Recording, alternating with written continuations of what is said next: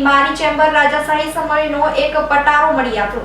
ભુજની જૂની મામલતદાર કચેરી અને વર્તમાન પશ્ચિમ કચ્છ જિલ્લા હોમગાર્ડ કચેરીમાં આવેલ મારી ચેમ્બરમાં રાજાશાહી સમયનો એક પટારો મળી આવ્યો હતો, જેનો ટેબલ તરીકે ઉપયોગ કરાતો હતો, જેમાં રાજાશાહી સમયની પૌરાણિક કિંમતી ચાંદીની વસ્તુઓ હતી, જે આજે ભુજ વહીવટીતંત્રની ટીમને સુપરત કરી હતી।